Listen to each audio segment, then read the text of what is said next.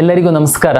ಕರ್ನಾಟಕ ಪರೀಕ್ಷಾ ಪ್ರಾಧಿಕಾರದ ವತಿಯಿಂದ ಸಾಮಾನ್ಯ ಪ್ರವೇಶ ಪರೀಕ್ಷೆ ಬರೆದ ವಿದ್ಯಾರ್ಥಿಗಳಿಗೂ ಹಾಗೂ ಪೋಷಕರಿಗೂ ಕೆಲವೊಂದು ವಿಷಯಗಳನ್ನು ತಿಳಿಸುವಂತಹ ಪ್ರಯತ್ನ ಮಾಡ್ತಿದ್ದೀನಿ. ತಮಗೆಲ್ಲರಿಗೂ ಗೊತ್ತಿರುವಂತೆ ಕಳೆದ ತಿಂಗಳು ತಾವು CET ಪರೀಕ್ಷೆಯನ್ನು ಬರೆದಿದ್ದೀರಿ. CBSE ವಿದ್ಯಾರ್ಥಿಗಳು ICSE, ICS ಮತ್ತು ಬೇರೆ ಬೇರೆ ರಾಜ್ಯದ ಬೋರ್ಡಿನ ಪರೀಕ್ಷೆಗಳನ್ನು ಬರೆದಂಥ ವಿದ್ಯಾರ್ಥಿಗಳು ಸಹ ತಾವು CETಯನ್ನು ಬರೆದಿರ್ತೀರ. ತಮಗೆಲ್ಲರಿಗೂ ಗೊತ್ತಿರುವಂತೆ CET ರ್ಯಾಂಕನ್ನು ಕೊಡುವಂಥದ್ದು PUCಯ 50% ಮಾರ್ಕ್ಸು ಮತ್ತು CETಯ 50% ಮಾರ್ಕ್ಸನ್ನು ತೆಗೆದುಕೊಂಡು ನಾವು ವಿವಿಧ ಕೋರ್ಸ್ಗಳಿಗೆ ರ್ಯಾಂಕನ್ನು ಕೊಡ್ತೀವಿ. ಅದರಲ್ಲಿ ವೆಟರ್ನರಿಗೆ ತಮಗೆ ಗೊತ್ತಿರುವಂತೆ ಒಂದು CET PCB ಸಬ್ಜೆಕ್ಟನ್ನು ಆಧರಿಸಿ ಮಾತ್ರ ರ್ಯಾಂಕ್ ಕೊಡುವಂಥದ್ದು.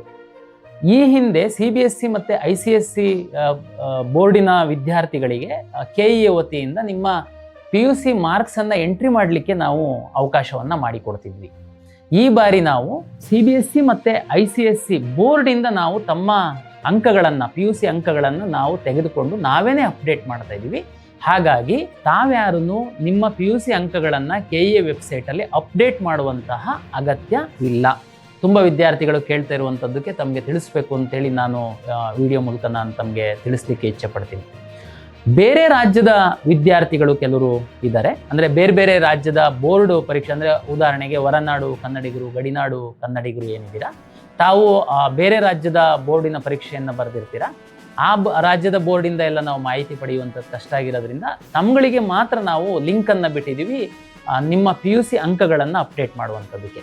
ಇನ್ನೊಮ್ಮೆ ರಿಪೀಟ್ ಮಾಡ್ತೀನಿ, ಕರ್ನಾಟಕ ರಾಜ್ಯದಲ್ಲಿರುವಂತಹ CBSE, ICSE ಮತ್ತು ಕರ್ನಾಟಕ PU ಬೋರ್ಡ್ ನಡೆಸುವಂತಹ ಈ 3 ಬೋರ್ಡಲ್ಲಿ ನಡೆದಿರುವಂತಹ ಪರೀಕ್ಷೆಗಳಲ್ಲಿ ತಾವು PUC ಪಾಸ್ ಆಗಿರುವಂಥವರ ಅಂಕಗಳನ್ನು ನಾವು ಸಂಬಂಧಪಟ್ಟ ಬೋರ್ಡ್ಗಳಿಂದನೇ ತೆಗೆದುಕೊಳ್ತೀವಿ.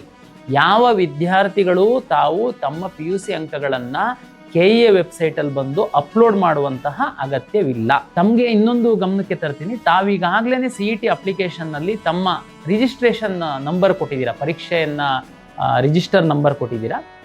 ಒಮ್ಮೆ ಚೆಕ್ ಮಾಡ್ಕೊಳ್ಳಿ, ಏನಾದರೂ ತಪ್ಪಿತ್ತು ಅಂತಂದರೆ ಸರಿಪಡಿಸಿ, ಎಡಿಟಿಂಗ್ ಆಪ್ಷನ್ ಇದೆ. ಯಾಕೆ ಅಂತಂದರೆ ನಾವು ಬೋರ್ಡಿಂದ ನಿಮ್ಮ PUC ಅಂಕ ಬಂದಾಗ ನಾವು ಮ್ಯಾಚ್ ಮಾಡ್ತೀವಿ. ನೀವು ರಿಜಿಸ್ಟರ್ ನಂಬರ್ ಸರಿ ಬರೆದಿತ್ತು ಅಂತಂದರೆ ಸರಿಯಾಗಿ ಮ್ಯಾಚ್ ಆಗುತ್ತೆ. ಇದು ತಮ್ಮ PUC ಅಂಕಗಳನ್ನು ಎಂಟ್ರಿ ಮಾಡುವಂಥದ್ದಕ್ಕೆ ಸಂಬಂಧಪಟ್ಟಂತೆ ಸಾಕಷ್ಟು CBSE, ICSE ವಿದ್ಯಾರ್ಥಿಗಳು ದೂರವಾಣಿ ಮೂಲಕ ನಮಗೆ ಕೇಳ್ತಿದ್ದರಿಂದ ನಾನು ಇದನ್ನು ತಮಗೆ ತಿಳಿಸ್ಲಿಕ್ಕೆ ಇಚ್ಛೆಪಟ್ಟೆ. ದಾಖಲೆ ಪರಿಶೀಲನೆಗೆ ಸಂಬಂಧಪಟ್ಟಂತೆ ಈ ಹಿಂದಿನ ವಿಡಿಯೋದಲ್ಲಿ ನಾವು ಭಾಳ ಸ್ಪಷ್ಟವಾಗಿ ತಮಗೆ ಮಾಹಿತಿಯನ್ನು ಕೊಟ್ಟಿದ್ವಿ. ಮುಂದುವರೆದು ತಮಗೆ ಹೆಚ್ಚಿನ ಮಾಹಿತಿ ಕೊಡುವಂಥದ್ದು ಅಂತಂದರೆ, ಯಾರು ಅರ್ಜಿ ಸಲ್ಲಿಸುವಂತಹ ಸಂದರ್ಭದಲ್ಲಿ A ಕ್ಲಾಸ್, ಅಂದರೆ ಕರ್ನಾಟಕದ ವಿದ್ಯಾರ್ಥಿಗಳು, ಬಹುತೇಕ ಕರ್ನಾಟಕದ ವಿದ್ಯಾರ್ಥಿಗಳು A ಕ್ಲಾಸಲ್ಲಿ ತಾವು ಅರ್ಜಿಯನ್ನು ಸಲ್ಲಿಸಿರ್ತೀರ. ತಾವು ಕ್ಯಾಸ್ಟು, ಇನ್ಕಮ್ಮು, 371J ಏನು ನೀವು ಆನ್ಲೈನಲ್ಲಿ ಕಂದಾಯ ಇಲಾಖೆಯಿಂದ ಸರ್ಟಿಫಿಕೇಟನ್ನು ತೆಗೆದುಕೊಂಡಿರ್ತೀರ, ಅದನ್ನು ನಾವು ಬ್ಯಾಕ್ ಎಂಡಲ್ಲಿ ತಂತ್ರಾಂಶದ ಮೂಲಕನೇ ನಾವು ಈಗಾಗಲೇ ವೆರಿಫೈ ಮಾಡಿದ್ವಿ. ಕನ್ನಡ ಮೀಡಿಯಮ್ಮು, ರೂರಲ್ಲು ಮತ್ತು ಲಿಂಗ್ವಿಸ್ಟಿಕ್ಕು ಮತ್ತು ರಿಲಿಜಿಯಸ್ ಮೈನಾರಿಟಿಗೆ ಸಂಬಂಧಪಟ್ಟಂತೆ ತಾವು ಸ್ಟಡಿ ಸರ್ಟಿಫಿಕೇಟನ್ನು ತಗೊಂಡಿರ್ತೀರ, ತಾವು ಅದನ್ನು ಕ್ಲೈಮ್ ಮಾಡಿರ್ತೀರ. ತಮಗೆಲ್ಲರಿಗೂ ನಾವು ಹೇಳಿದ್ವಿ ತಮ್ಮ ಕಾಲೇಜಲ್ಲೇ ತಾವು ದಾಖಲೆಯನ್ನು ಪರಿಶೀಲನೆ ಮಾಡಿಕೊಳ್ಳಿ ಅಂತೇಳಿ. ಅದನ್ನು ಈಗಾಗಲೇ ಬಹುತೇಕ ಮಾಡಿಕೊಂಡಿದ್ದೀರಾ. ಯಾರಾದ್ರೂ ಮಾಡಿಕೊಂಡಿಲ್ಲ, ಈಗ ಎಡಿಟ್ ಆಪ್ಷನ್ ಇದೆ, ನಾವು ಮೊದಲು ರೂರಲ್ ಹಾಕಿರಲಿಲ್ಲ, ಈಗ ನಾನು ರೂರಲ್ ಹಾಕಿದ್ದೀನಿ ಅಂತಂದರೆ ಅಡ್ಡಿ ಇಲ್ಲ. ತಾವು ರೂರಲ್ ಹಾಕಿರ್ತೀರ, ತಾವು ತಮ್ಮ ಕಾಲೇಜಿಗೆ ಹೋಗಿ ವೆರಿಫಿಕೇಷನ್ ಮಾಡಿಸ್ಕೊಳ್ಬೋದು. ಒಂದ್ಸರಿ ಪ್ರಿನ್ಸಿಪಾಲು ತಮ್ಮ ಒಂದು ದಾಖಲೆಗಳನ್ನ ಪರಿಶೀಲನೆ ಮಾಡಿ ಅವ್ರ ಲಾಗಿನ್ನಲ್ಲಿ ಹೋಗಿ ವೆರಿಫೈಡ್ ಅಂತ ಕೊಡ್ತು ಅಂತಂದರೆ ನಂತರ ತಾವು ತಮ್ಮ ಅಪ್ಲಿಕೇಶನ್ ನೋಡಿದರೆ ಕ್ಲೈಮ್ಡ್ ವೆರಿಫೈಡ್ ಅಂತ ಬಂದಿರುತ್ತೆ. ಉದಾಹರಣೆಗೆ ನಾವು ತಮ್ಮ ಅಪ್ಲಿಕೇಶನ್ನಲ್ಲಿ rural claimed verified, Kannada medium claimed verified ಅಂದರೆ ವೆರಿಫೈ ಆಗಿದೆ, ಅದು ಸರಿ ಇದೆ ಅಂತ ನಿಮ್ಮ ರಿಸರ್ವೇಷನ್ಗೆ ಕನ್ಸಿಡರ್ ಆಗುತ್ತೆ. A ಕ್ಲಾಸನ್ನು ಹೊರತುಪಡಿಸಿ ಇರುವಂತಹ B, C, D, Z ತನಕ ಬೇರೆ ಬೇರೆ ಕ್ಯಾಟಗರಿ ಇರುವಂತಹ ವಿದ್ಯಾರ್ಥಿಗಳಿದ್ದೀರಾ. ನಾವು ಸ್ಲಾಟನ್ನು ಬುಕ್ ಮಾಡಿ ತಾವು KEAಗೆ ಬಂದು ದಾಖಲೆಗಳನ್ನು ಪರಿಶೀಲನೆ ಮಾಡ್ಕೊಳ್ಳುವಂಥದ್ದಕ್ಕೆ ತಮಗೆ ತಿಳಿಸಿದ್ವಿ. ಸಾಕಷ್ಟು ವಿದ್ಯಾರ್ಥಿಗಳಿಗಾಗಲೇ ಮಾಡಿಸ್ಕೊಂಡಿದ್ದೀರಾ. ಮುಂದುವರೆದು ಅದನ್ನು 20ನೇ ತಾರೀಕಿನ ತನಕ ನಾವು ದಿನಾಂಕವನ್ನು ವಿಸ್ತರಿಸಿದ್ದೀವಿ. ಯಾರಾದರೂ ದಾಖಲೆ ಪರಿಶೀಲನೆ ಮಾಡ್ಕೊಂಡಿಲ್ಲ ಅಂತಂದರೆ ತಾವು KEA ವೆಬ್ಸೈಟಲ್ಲಿ ಹೋಗ್ಬಿಟ್ಟು ಅಪಾಯಿಂಟ್ಮೆಂಟ್ ತಗೊಂಡು ತಾವು ದಾಖಲೆಯನ್ನು ಪರಿಶೀಲನೆ ಮಾಡಿಕೊಳ್ಳಬಹುದು. ಇನ್ನು A ಕ್ಲಾಸಲ್ಲಿರುವಂತಹ ವಿದ್ಯಾರ್ಥಿಗಳು ಮತ್ತು ಕೆಲವು ಬೇರೆಯವರು, ಕೆಲವು ಎಕ್ಸ್ ಸರ್ವಿಸ್ ಮೆನ್ ಮಕ್ಕಳು ಮತ್ತು ಸ್ಕೌಟ್ಸ್ ಆ್ಯಂಡ್ ಗೈಡ್ಸು, ಈ ಥರ ಬೇರೆ ಬೇರೆ ತಾವು ವಿಶೇಷ ರಿಸರ್ವೇಷನನ್ನು, ವಿಶೇಷ ಸಾಧನೆಗಳಿಗೋಸ್ಕರ ತಾವು ಸರ್ಟಿಫಿಕೇಟ್ ಏನಿತ್ತು NCC, ಡಿಫೆನ್ಸು, ಎಕ್ಸ್ ಡಿಫೆನ್ಸು, ಈ ಥರದ್ದೆಲ್ಲ ತಾವು ಕ್ಲೈಮ್ ಮಾಡಿದ್ರಿ. ತಮ್ಗಳಿಗೆ ದಾಖಲೆಯನ್ನು ಸಲ್ಲಿಸುವಂಥದ್ದಕ್ಕೆ ನಾವು ಹೇಳಿದ್ವಿ. ಈಗಾಗಲೇ ದಾಖಲೆಗಳನ್ನು ಸಲ್ಲಿಸಿದಿರ ಪ್ರಾಧಿಕಾರಕ್ಕೆ. ತಾವು ಕೊಟ್ಟಿರುವಂತಹ ದಾಖಲೆಗಳನ್ನು ಆಯಾಯ ಇಲಾಖೆಗೆ, ಉದಾಹರಣೆಗೆ ಡಿಫೆನ್ಸ್ ಕ್ಲೈಮ್ ಮಾಡಿತ್ತು ಅಂತಂದರೆ ಆ ಡಿಫೆನ್ಸ್ ಅವರಿಗೆ ನಾವು ಕಳಿಸಿ ಪರಿಶೀಲನೆ ಮಾಡಿ ನಿಮ್ಮ ರಿಸರ್ವೇಷನ್ ನೀವು ಎಲಿಜಿಬಲ್ ಇದ್ದೀರಾ ಇಲ್ವಾ ಅನ್ನುವಂಥದ್ದು ನಾವು ಸದ್ಯದಲ್ಲೇ ವೆಬ್ಸೈಟಲ್ಲಿ ಪಬ್ಲಿಷ್ ಮಾಡ್ತೀವಿ. ಸ್ಪೋರ್ಟ್ಸ್ ಕ್ಲೈಮ್ ಮಾಡಿರುವಂತಹ ವಿದ್ಯಾರ್ಥಿಗಳಿಗೆ ಒಂದು ವಿಶೇಷವಾದ ಮಾಹಿತಿ. ತಮಗೆ ಇಲ್ಲಿವರೆಗೆ ನಾವು ಸ್ಲಾಟ್ ಕೊಟ್ಟಿರಲಿಲ್ಲ. ನಾಳೆಯಿಂದ 20ನೇ ತಾರೀಕಿನ ತನಕ ಸ್ಪೋರ್ಟ್ಸ್ ಕ್ಲೈಮ್ ಮಾಡಿರುವಂತಹ ವಿದ್ಯಾರ್ಥಿಗಳ ದಾಖಲೆ ಪರಿಶೀಲನೆಯನ್ನು ಪ್ರಾಧಿಕಾರದ ವತಿಯಿಂದ ನಡೆಸಲಾಗ್ತಾ ಇದೆ.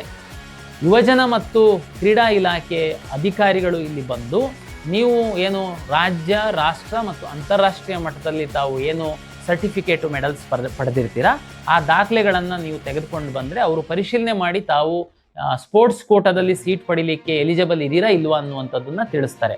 ದಯಮಾಡಿ ಸ್ಪೋರ್ಟ್ಸ್ ಕ್ಲೈಮ್ ಮಾಡಿರುವಂತಹ ವಿದ್ಯಾರ್ಥಿಗಳು ತಾವು KEA ವೆಬ್ಸೈಟಲ್ಲಿ ಹೋಗಿ ಅಪಾಯಿಂಟ್ಮೆಂಟ್ ತಗೊಳ್ಬೋದು. ತಾವು ಅಪಾಯಿಂಟ್ಮೆಂಟ್ ತಗೊಂಡು ಪೂರಕ ದಾಖಲೆಗಳೊಂದಿಗೆ ತಾವು ಕರ್ನಾಟಕ ಪರೀಕ್ಷಾ ಪ್ರಾಧಿಕಾರದ ಕಚೇರಿಗೆ ಬಂದರೆ ನಾವು ದಾಖಲೆಯನ್ನು ಪರಿಶೀಲನೆಯನ್ನು ಮಾಡ್ತೀವಿ. ಇದು ಸ್ಪೋರ್ಟ್ಸಿಗೆ ಸಂಬಂಧಪಟ್ಟಂತೆ. ಬಹುತೇಕ ದಾಖಲೆ ಪರಿಶೀಲನೆಗೆ ಸಂಬಂಧಪಟ್ಟಂತೆ 20ನೇ ತಾರೀಕೊಳಗೆ ನಮ್ಮದು ಎಲ್ಲದನ್ನು ಮುಗಿಯುತ್ತೆ. ಕೆಲವರು ದೂರವಾಣಿ ಮೂಲಕ A ಕ್ಲಾಸ್ ಕ್ಲೈಮ್ ಮಾಡಿರೋರು ದಾಖಲೆ ನಾನು ಈಗಾಗಲೇ ಕ್ಲಾರಿಫೈ ಮಾಡಿದ್ದೀನಿ. ತಾವು A ಕ್ಲಾಸಲ್ಲಿರುವಂತಹ ವಿದ್ಯಾರ್ಥಿಗಳು ನೀವು ಇಲ್ಲೆಲ್ಲೂ ಬರುವಂಥ ಅಗತ್ಯ ಇಲ್ಲ. ತಮ್ಮ ಕಾಲೇಜ್ ಪ್ರಿನ್ಸಿಪಾಲೇನೆ ವೆರಿಫೈ ಮಾಡ್ತಾರೆ. ದಾಖಲೆ ಪರಿಶೀಲನೆ ಮಾಡುವಂಥದ್ರ ಬಗ್ಗೆ ತಮಗೆಲ್ಲ ಸ್ಪಷ್ಟತೆ ಬಂದಿದೆ ಅಂತೇಳಿ ನಾನು ಭಾವಿಸ್ತೀನಿ. ಜೊತೆಗೆ ತಾವು ಇತ್ತೀಚೆಗೆ ಮಾಧ್ಯಮಗಳಲ್ಲಿ ನೋಡಿರ್ಬೋದು, ಕರ್ನಾಟಕ ಪರೀಕ್ಷಾ ಪ್ರಾಧಿಕಾರ ಮೊಬೈಲ್ ಆ್ಯಪನ್ನು ಸಹ ರಿಲೀಸ್ ಮಾಡಿದೆ. ತಾವು ದಯಮಾಡಿ ಮೊಬೈಲ್ ಆ್ಯಪನ್ನು ಡೌನ್ಲೋಡ್ ಮಾಡಿ. ನಮ್ಮ ವೆಬ್ಸೈಟಲ್ಲಿ ಲಿಂಕು ಮತ್ತು QR ಕೋಡ್ ಇದೆ. ನಾವು ಯಾವುದೆಲ್ಲ ಹೊಸ ಹೊಸ ಮಾಹಿತಿಗಳು ಬರುತ್ತೆ ತಮಗೆ ಮುಟ್ಟಿಸ್ಬೇಕು ಅಂತೇಳಿದೆ ಅದನ್ನು ನಾವು ಈ ಮೊಬೈಲ್ ಆ್ಯಪಲ್ಲಿ ಅಪ್ಲೋಡ್ ಮಾಡ್ತಾ ಇರ್ತೀವಿ. ನಿಮಗೆ ನೋಟಿಫಿಕೇಶನ್ ಡಿಸ್ಪ್ಲೇ ಆಗುತ್ತೆ, ಅದರಿಂದ ನಿಮಗೆ ಸಹಾಯ ಆಗುತ್ತೆ ಅಂತೇಳಿ ನಾನು ಭಾವಿಸ್ತೀನಿ. ಜೊತೆಗೆ ಈಗೇನು ತಾವು ನೋಡ್ತಾ ಇದ್ದೀರಾ ಯೂಟ್ಯೂಬ್ ಚಾನಲ್ಲು, ನಾವು ವಿದ್ಯಾರ್ಥಿಗಳು ಮತ್ತು ಪೋಷಕರಿಗೆ ಮಾಹಿತಿಗೋಸ್ಕರ ನಾವು KEA ವತಿಯಿಂದ ಅಧಿಕೃತವಾಗಿ ಈ ಯೂಟ್ಯೂಬ್ ಚಾನಲನ್ನು ಶುರು ಮಾಡಿದ್ದೀವಿ. ನಾವು ನಿರಂತರವಾಗಿ ಹೊಸ ಹೊಸ ಮಾಹಿತಿ ತಮಗೆ ಅನುಕೂಲ ಆಗುವಂಥದ್ದು ಏನಿದೆ ಅದನ್ನು ಕೊಡುವಂಥ ಕೆಲಸವನ್ನು ನಾವು ಮಾಡ್ತೀವಿ. KEA ಯೂಟ್ಯೂಬ್ ಚಾನಲ್ಗೆ ಸಹ ತಾವು ಸಬ್ಸ್ಕ್ರೈಬ್ ಆಯಿತು ಅಂತಂದರೆ ನಿಮಗೆ ಒಳ್ಳೆ ರೀತಿಯ ಸರಿಯಾದ ಮಾಹಿತಿ ಸಿಗುವಂಥದ್ದಕ್ಕೆ ಸಹಾಯ ಆಗುತ್ತೆ. ತುಂಬ ವಿದ್ಯಾರ್ಥಿಗಳಿಗೆ ರಿಸಲ್ಟ್ ಬಗ್ಗೆ ಕುತೂಹಲ ಇದೆ. ನಿಮಗೆಲ್ಲ ಗೊತ್ತಿರುವಂತೆ ನಾವು PUCಯ 50% ಅಂಕಗಳನ್ನು ಮತ್ತು CETಯ 50% ಅಂಕಗಳನ್ನು ಪರಿಗಣಿಸಿ ರ್ಯಾಂಕನ್ನು ನಾವು ನೀಡುವುದರಿಂದ ಕರ್ನಾಟಕ ರಾಜ್ಯ ಸರ್ಕಾರ ಏನು ಕಳೆದ ವರ್ಷದಿಂದ PUC ವಿದ್ಯಾರ್ಥಿಗಳಿಗೆ 3 ಪರೀಕ್ಷೆಗಳನ್ನು ಮಾಡ್ತಾ ಇದೆ. ನಾವೀಗಾಗಲೇ ತೀರ್ಮಾನ ಮಾಡಿರುವಂತೆ ಬೆಸ್ಟ್ ಆಫ್ 2 ತಾವು ಈಗಾಗಲೇ ಒಂದು ಪರೀಕ್ಷೆ ಬರೆದಿದ್ದೀರಾ, ಇನ್ನೊಂದು ಪರೀಕ್ಷೆ ಬರೆದು ಈಗ ವ್ಯಾಲ್ಯೂಯೇಷನ್ ನಡೀತಾ ಇದೆ. PU ಬೋರ್ಡಿನ ಕರ್ನಾಟಕ ರಾಜ್ಯದ PU ಬೋರ್ಡಿನ 2ನೇ ಪರೀಕ್ಷೆಯ ಫಲಿತಾಂಶ ಪ್ರಕಟವಾದ ನಂತರ ಅವರು ನಮಗೆ ಬೆಸ್ಟ್ ಆಫ್ 2ದು ರಿಸಲ್ಟನ್ನು ಕೊಡ್ತಾರೆ. ಆ ಮಾರ್ಕ್ಸನ್ನು ತೆಗೆದುಕೊಂಡು ನಾವು CET 50% ತಗೊಂಡು ನಾವು ರಿಸಲ್ಟ್ ಬಿಡುವಂಥದ್ದು. ಹಾಗಾಗಿ ನಮ್ಮ ಕಡೆಯಿಂದ ಎಲ್ಲ ಪ್ರಕ್ರಿಯೆ ಮುಗಿದಿದೆ. ನಾವು PU 2ನೇ ಪರೀಕ್ಷೆಯ ಫಲಿತಾಂಶ ಪ್ರಕಟವಾದ ನಂತರ ಅವರು ನಮಗೆ ಡಾಟಾ ಕೊಟ್ಟ ನಂತರ ನಾವು ರಿಸಲ್ಟನ್ನು ಬಿಡುಗಡೆ ಮಾಡ್ತೀವಿ.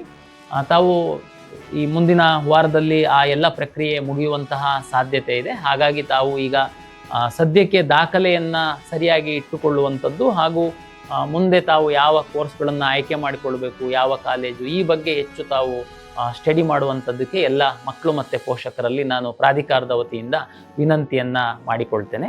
ಎಲ್ಲರಿಗೂ ನಮಸ್ಕಾರ.